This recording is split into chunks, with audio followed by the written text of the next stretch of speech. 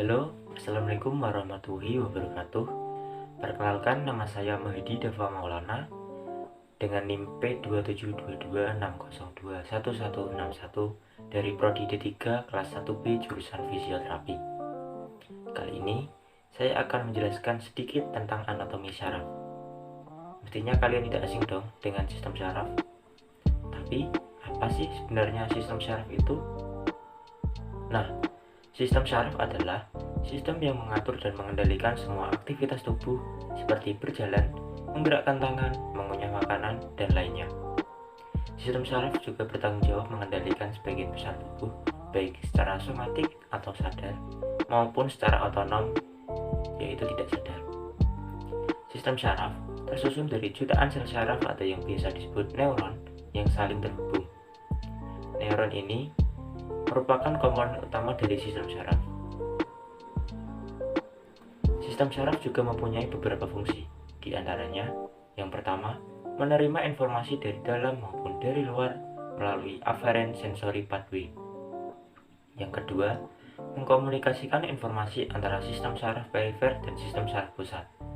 Yang ketiga, mengolah informasi yang diterima baik di tingkat syaraf atau refleks maupun di otak untuk menentukan respon yang tepat dengan situasi yang dihadapi. Yang keempat, menghantarkan informasi secara cepat melalui efferent pathway atau motorik ke organ-organ tubuh sebagai kontrol atau modifikasi tindakan. Kemudian kita masuk ke neuron. Seperti yang sudah kita singgung tadi, neuron di sini berfungsi untuk menghasilkan dan mengirimkan impuls saraf.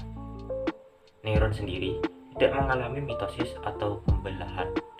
Oleh sebab itu, jika neuron mengalami kerusakan, maka neuron tersebut tidak bisa digantikan, karena neuron mempunyai sifat yaitu amitotik. Kemudian bagian-bagian dari neuron adalah ada nukleus atau inti sel, kemudian ada dendrit, lalu ada badan sel, akson hilok atau bukit akson, kemudian ada akson, ada nodul Ranvier, ada selubung myelin, dan yang terakhir ada terminal akson. Seperti yang kalian lihat, di sini ada gambaran dari neuron. Kita akan membahas satu persatu dimulai dari nukleus. Nukleus itu merupakan bagian bulatan yang berada di tengah-tengah ini. Nukleus atau inti sel berisi sebagian besar genetik sel dengan bentuk molekul DNA yang membentuk protein dan kromosom. Kemudian ada badan sel yang merupakan tempat dari nukleus tadi. Di sini badan sel mempunyai bentuk yang beragam. Ukurannya juga beragam. Di sistem syaraf pusat sendiri, badan sel disebut sebagai nuklei. Sedangkan di sistem syaraf tepi, badan sel lebih sering disebut dengan ganglia, kecuali basal ganglia, yaitu nuklei yang berada di cerebrum. Kemudian di sebelahnya ada yang dinamakan dengan dendrit. Dendrit di sini berfungsi menerima dan membawa impuls yang datang ke badan sel. Dendrit ini memiliki struktur yang sama dengan akson. Ini akson. Hanya saja ukurannya lebih pendek dan cenderung bercabang. Kemudian di bagian sini ada yang disebut sebagai akson hilok atau bukit akson, yang merupakan tempat pertemuan antara akson dan badan sel. Akson hilok berfungsi membangkitkan impuls yang akan dihantarkan menuju akson. Lalu kita menuju ke akson.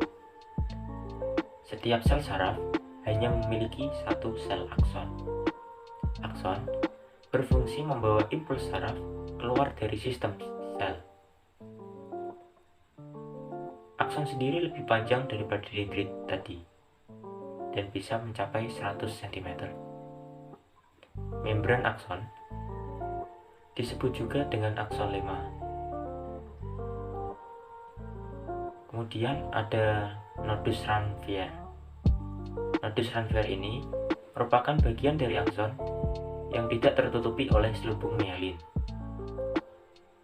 Sementara selubung myelin ini merupakan bagian sel yang membungkus akson. Selubung myelin juga merupakan isolator terhadap impuls yang dilewati oleh akson. Selubung myelin berfungsi mempercepat jalannya impuls. Selubung myelin dibuat atau diciptakan oleh sebuah sel glia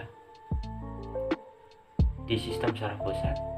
Sel glia tersebut disebut dengan oligodendrosit, sementara di sistem saraf tepi disebut dengan sel Schwann ini.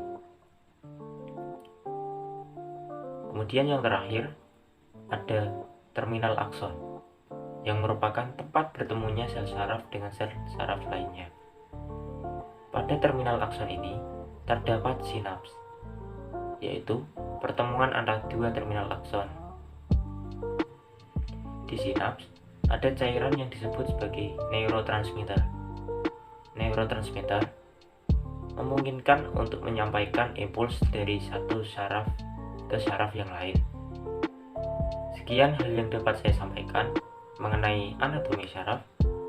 Jika terdapat kesalahan kata, baik disengaja maupun tidak disengaja, saya mohon maaf sebesar-besarnya. Terima kasih. Wassalamualaikum warahmatullahi wabarakatuh.